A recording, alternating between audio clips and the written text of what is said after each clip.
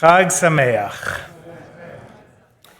Earlier, I alluded to the fact that today's Torah reading and Haftarah invited all of us to interact with the tradition in nearly unlimited and evolving ways.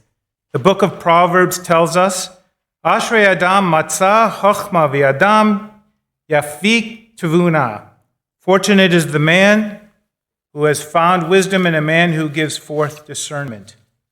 And about that wisdom, Proverbs teaches. You've heard this before. It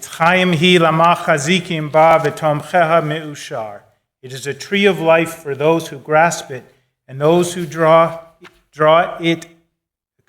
near it are fortunate. Rashi says that lama chazikim, grasping, is related to the word used by God when he told Moshe to grasp the serpent, which was miraculously created from his staff.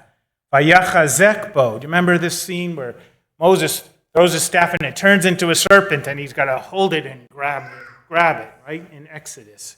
That's vayachazek. And here we have lama chazikim.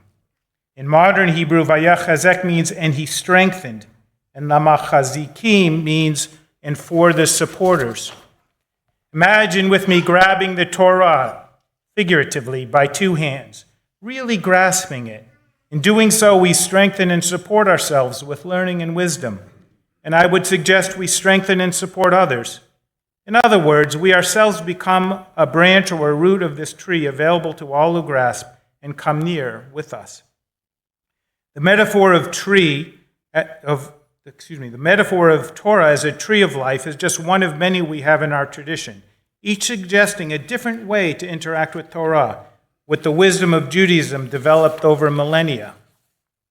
Rabbi Yehuda Sherpin provides a list of 21 metaphors for Torah, and I am leaning heavily on this list and its sources to share with you today. The most common metaphor for Torah is water. The Gemara discusses Ezra the scribe's instruction to read Torah 3 times weekly, including Shabbat, and that they should read the Torah on every Monday and Thursday.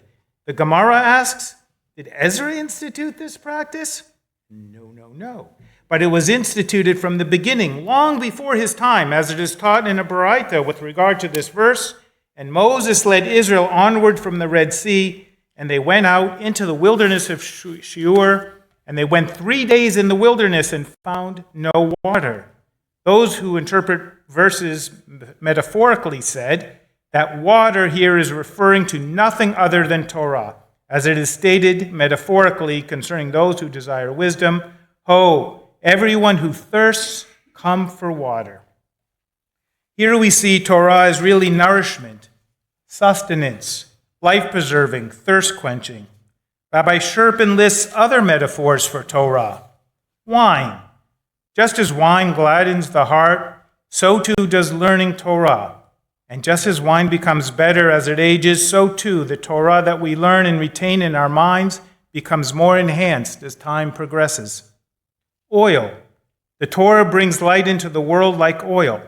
Just as with olive oil, the more it is crushed, the better it becomes. So too, the more you go over any topic in Torah, the better your understanding becomes. Light. The Torah is called light, for it enlightens the person regarding what he should do and brings light into the world. Bread. Physical bread nourishes the body when it is ingested and absorbed within it, when it is transformed into one's own blood and flesh. Similarly, when the soul comprehends and joins with the Torah then becomes food for the soul. A fig tree. Midrash explains in detail. Why was the Torah likened to a fig tree? It's because most trees, the olive tree, the vine, the date tree, are each harvested all at once, while the fig tree is harvested little by little. So the Torah today one studies a little, and the next day a lot, because the Torah is not learned in 1 year nor in 2. But Torah is acquired by learning it day by day over a very long time. Just as a steady rain can erode a strong rock, so too Torah can soften the hardest of hearts. Thinking of rain slightly differently in his final speech, Moshe affirms the life-sustaining nature of rain in Parshat Hazinu. Ya'arov kamatar lichi tizal katal imrati hisirim ale deshe v'chirviim ale esev.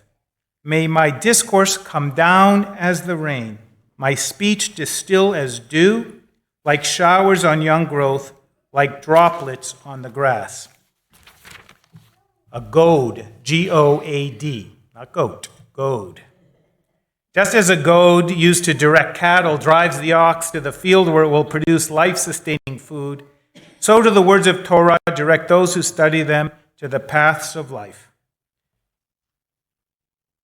There's tons more metaphors, but we won't be getting into all of them. In my eyes, these metaphors are not mutually exclusive. Torah can at once be life-sustaining and enriching, a goad and a prod to behaviors benefiting individuals and communities, timeless and eternal, regardless of how often it is studied, spiritually nourishing and uplifting, ever present, like an old, strong, deep-rooted tree. Maybe all of these metaphors speak to you and influence how you interact with Torah and our tradition. Maybe one of them speaks to you more than others. But this is the lesson of Shavuot. If we choose to interact with, learn from, and deepen our understanding of Torah in any of the innumerable ways accessible to each and every one of us, then the Torah will be there in any and all of its manifestations ready for us. Chag Sameach.